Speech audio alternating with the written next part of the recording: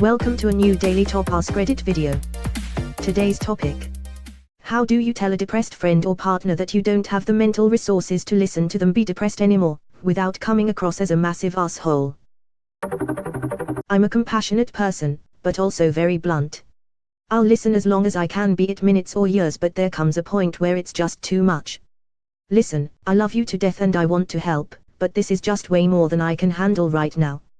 How's about we get some outside help? This is a really good answer. Might be the best way of saying it. What if your psychiatrist says this to you?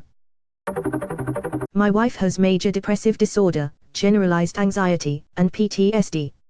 She goes to therapy regularly and is medicated, so most of the time she manages it well. But when other things in our life are difficult, her mental health can take some serious downturns. Due to our relationship being more than just friends, I'm obviously more invested in helping her than I would be with other people, but here are some things I have learned over the years. Things which have made our relationship very successful and mutually beneficial. Ask the person what they need. Oftentimes when a person we care about is struggling, we want to jump in and fix everything. That's not always what the person needs. Maybe they just need to vent to someone without judgment. They might not want advice, because they know what they should be doing, but their condition is making that hard. Maybe they don't want to talk at all and just need a hug or a shoulder rub, if you both are comfortable with physical contact. Or maybe they just want to sit with you and watch a movie, or go for a walk, and take their mind off of it. Giving advice that is never taken is draining and frustrating, but you can help them without doing that. Tell them what you need. Just because you don't have the same mental struggles doesn't mean you can't also have needs. Let's say they came to you asking to vent, but you had a long day and are tired physically and emotionally. Tell them, I am not in a place to be able to carry that right now. This is when you could offer to do something else for them, or tell them when you feel you will be better able to help. You could also tell them a time limit if you have some energy to give. Like, I would love to let you vent, but I need to set a limit of 15 minutes today. After that, let's agree to change the subject, or do another activity that we can both use to unwind. This gives your person a clear view of your boundary and lets them still get support from you. It's okay to have lines that can't be crossed. Adding to the boundaries I brought up in point 2, it's perfectly okay to have limits on where your support ends. There may be topics that are triggering or uncomfortable for you, and you are allowed to say talking about those is off limits. You can also change those limits depending on what's happening in your own life. Maybe they have a bad relationship with a parent, while your beloved parent is unwell. It's not going to feel good for you to hear them talk about how horrible their mother is when you want nothing more than for your mom to get better. That would be an appropriate time to tell them this is a boundary, and if they need support in this, then they need to seek it elsewhere. You can still be there for them, but find a way around this particular issue. Your limits can also be time-based rather than topic-based. You can tell them they can't contact you while you are at work, or before/after X time. Or that you can only hang out on X days. Communication. This is the most important. Just be honest with them. They don't want you to burn out. They don't want to drag you down with them. But one of the symptoms of these problems can be pushing people away and isolating yourself. That means that they only have a limited number of supports in their life, and it can put a lot of pressure on the supports they do have. It's up to you to be very clear about how you're feeling and what you need, so they don't push you away too. If you do all of the above from a loving place, they will be happy to know they aren't putting too much on you.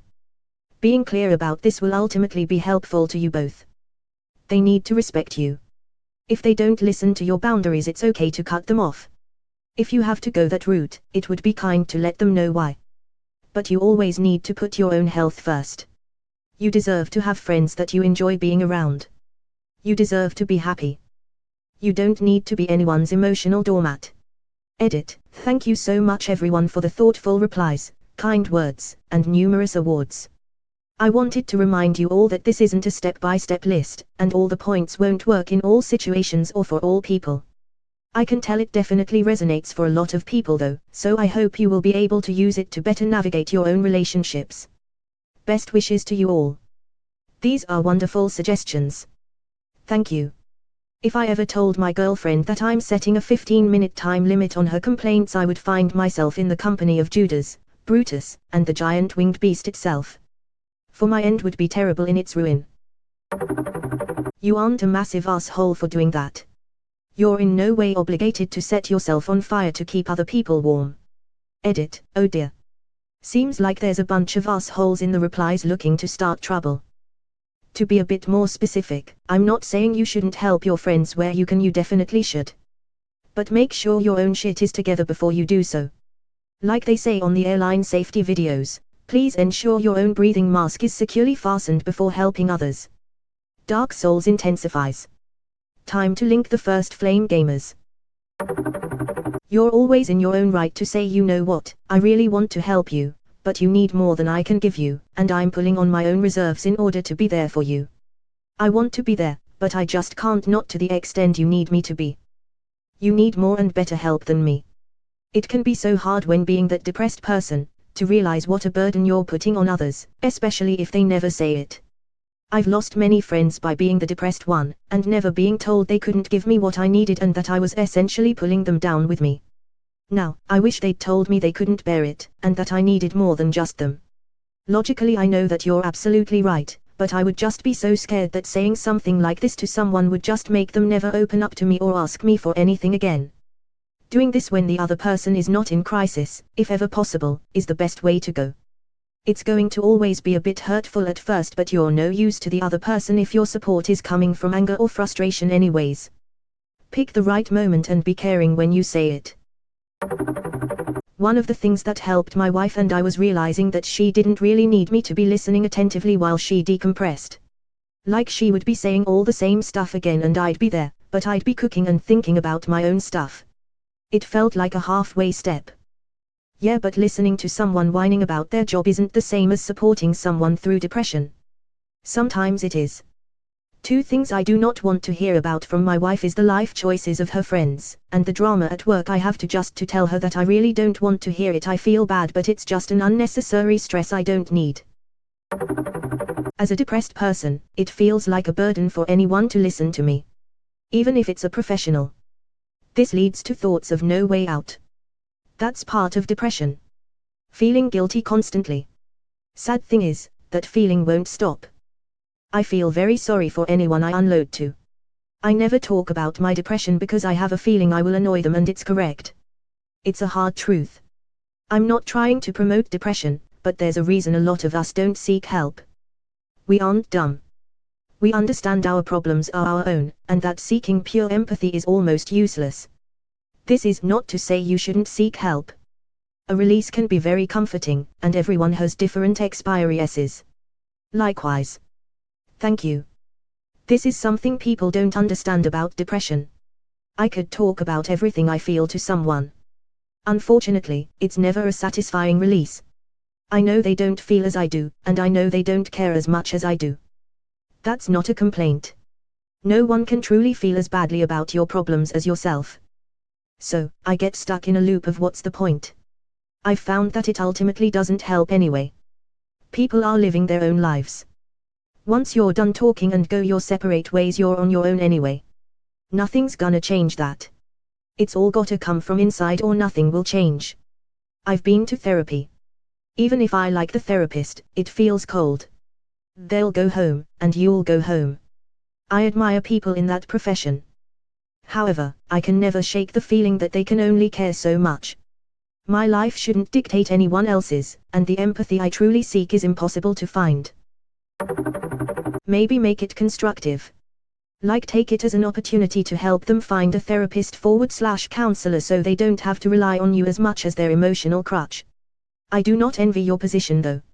I get it, you want to help your friend but you can't sacrifice your own mental health for it. That's perfectly fair and don't let anyone tell you otherwise. Best of luck. I tried doing this with my best friend who I love to bits. He ended up not talking with the counselor on his own and refused to for the first few sessions, so I had to be there nearly every session. It completely messed with my schedule, but still worth it knowing he got better, although I wish I could have said no a few times to allow him to be independent.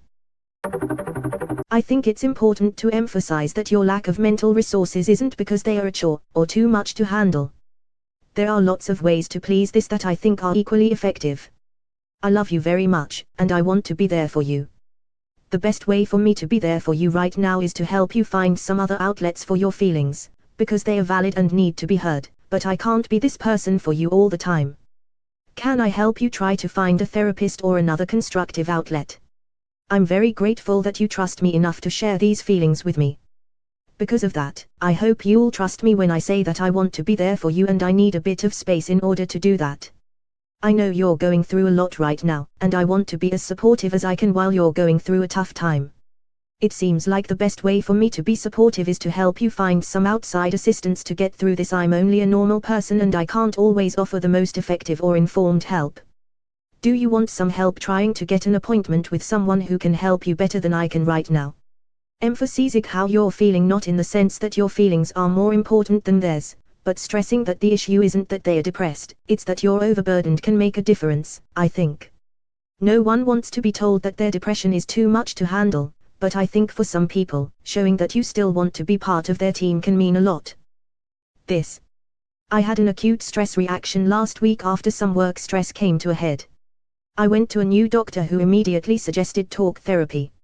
I realized that I have been using my husband and mom as my therapists over the last few years. They are amazing listeners, supportive and have some great wisdom to share, but they can't say the same things over and over. Therapy is expensive for our high deductible plan, America. I've been quoted $600 plus for my first hour-long session at a mental health office. I was looking at a list of names I didn't know. Instead of in-person therapy, I am trying Talkspace. Was able to meet my new therapist via FaceTime within 12 hours of signing up. I am blown away by the instant improvement in my mood and the fun conversations I had with my husband the day after meeting my therapist for less than 10 minutes. I am really feeling motivated / excited for positive changes, when I've been feeling broken for the last 4 to 6 months. My husband is the best. He tries to fix things, but when he can't, he gets quiet / isolates a bit. I wish he would / could tell me how my work stress was changing me and our relationship dynamic. But alas, he's not a therapist.